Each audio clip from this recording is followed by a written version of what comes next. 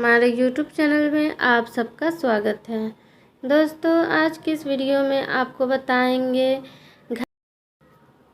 भगवान श्री कृष्ण वास्तुशास्त्र का विशिष्ट ज्ञान रखते थे। उन्होंने समय समय पर धर्मराज युधिष्ठिर को वास्तुशास्त्र का ज्ञान दिया। यह ज्ञान समस्त मानव जाति के लिए अत्यंत महत्वपूर्ण और कल्याणकारी है।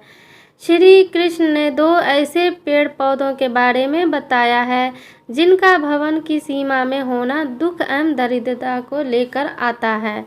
यह वृक्ष घर के सामने होने से उस घर में निवास करने वाले लोग की कभी उन्नति नहीं होती है। उन्होंने हमेशा परिजाय और निराशा का ही सामना करना पड़ता है।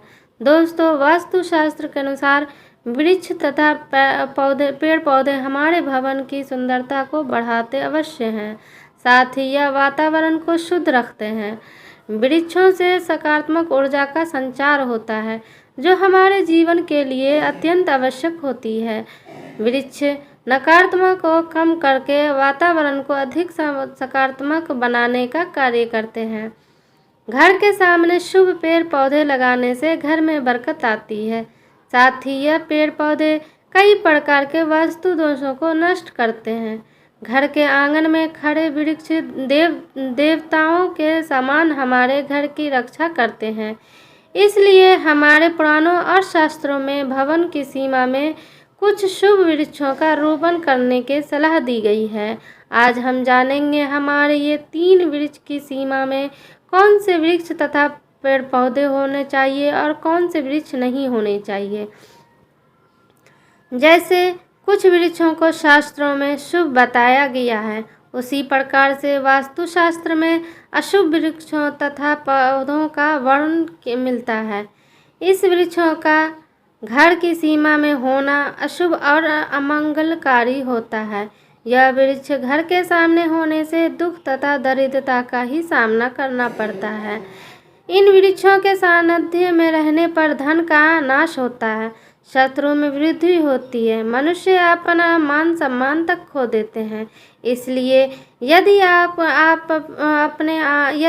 आपने भी जाने अनजाने में अपने घर के आंगन में अथवा घर के अंदर ऐसे वृक्ष तथा पौधे लगाए हैं तो बिना देर किए उन्हें तुरंत हटा देना चाहिए। तो चलिए जान लेते हैं मनुष्य को कौन से पेड़ लगाने चाहिए और कौन से नहीं। सबसे पहला है पीपल का पेड़। किसी जलाशय के समीप पीपल का वृक्ष लगाने वाले मनुष्य को जो फल मिलता है वह सैकड़ों यज्ञों के समान होता है। जब पीपल के पत्ते उस जलाशय में गिरती है तो भी पिंड के समान होकर पितरों को तृप्ति प्रदान करते हैं। इससे सभी प्रकार के पितृदोष समाप्त हो जाते हैं। श्री कृष्ण कहते हैं, जो मनुष्य नित्य स्नान करके पीपल को स्पर्श करता है वह सभी पापों से मुक्त होता है और कभी पराजित नहीं होता है। पीपल को स्पर्श करने से लक्ष्मी की प्राप्ति होती है और उसकी प्रदक्षिणा करने से आयु में वृद्धि होती है। पीपल के जड़ में श्री विष्णु, तने में शिव जी और अग्रभाग में ब्रह्मन जी स्थित रहते हैं।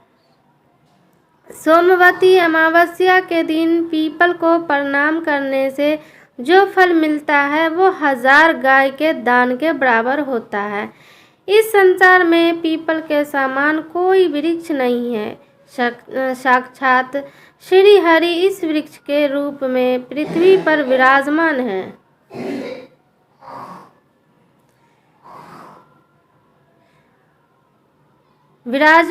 पीपल के वृक्ष को चोट पहुंचाना अथवा उसकी टहनी तोड़ना महापाप माना गया है। ऐसा मनुष्य एक कल तक नरक में रहता है और जो पीपल को जड़ से काटता है उसका कभी नरक से उद्धार नहीं होता है। दूसरा है आंवले का वृक्ष। श्री कृष्ण कहते हैं, आंवले का फल समस्त लोकों में प्रसिद्ध और परम पवित्र है। आंवले को लगाने से स्त्री और पुरुष जन्म मृत्यु के बंधन से मुक्त हो जाते हैं। यह पवित्र फल भगवान विष्णु को अत्यंत प्रसन्न करने वाला एवं शुभ माना गया है। इसको खाने से सभी पापों से मुक्ति मिलती है। आंवला खाने से आयु बढ़ती है, उसका जल पीने से रोगों का नाश होता है और आंवले को जल में मिलाकर स्नान करने से दरिद्रता दूर हो जाती है और सभी प्रकार के ऐश्वर्य प्राप्त होते हैं। जिस घर में आंवला सदा मौजूद रहता है उस घर में कभी दैत्य और राक्षस नहीं आते हैं। एकादशी के दिन अगर आंवला मिल जाए तो संसार के सभी तिथियों से बढ़कर फल प्राप्त होता है। तीसरा है अशोक का वृक्ष। दोस्तों, पद्म पुराण के अनुसार अशोक के वृक्ष में अप्सराओं का निवास होता है। यह वृक्ष अशोक करने वाले होता है। इस वृक्ष को घर के पास लगाने से घर में सुख शांति बनी रहती है। नाना प्रकार के रोगों से छुटकारा मिलता है। माँ लक्ष्मी को नीम के पत्ते अद्वितीय प्रिय होते हैं, इसलिए वह नीम के वृक्ष के पास निवास करती है। घर के सामने नीम के वृक्ष का रोपण करने से धन समाप्ति की प्राप्त होती है। छठा है जामुन का वृक्ष। यदि कोई मनुष्य कन्या प्राप्ति की कामना करता है तो उसे जामुन का वृक्ष अवश्य लगाना चाहिए। पद्म पुराण के अनुसार जिस मनुष्य के घर के सामने जामुन का वृक्ष होता है उसके घर में कन्या का जन्म होता है, जो कुल का गौरव बढ़ाती है। सातवां है बेल का वृक्ष।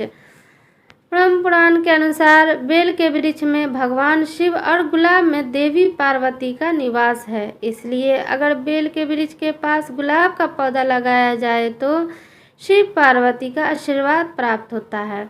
उस घर में कभी भी दुख दरिद्रता नहीं आती है, उस पर घर में कभी अकाल मृत्यु नहीं होती है और कोई स्त्री विधवा नहीं बनती है। आठवां है नारियल का पेड़। नारियल का पेड़ लगाने से पुरुष अनेक स्त्री का पति बनता है। नारियल किसी भी धार्मिक अनुष्ठान का आवश्यक अंग होता है। यह अत्यंत शुभ माना जाता है। घर के आंगन में नारियल का पेड़ होने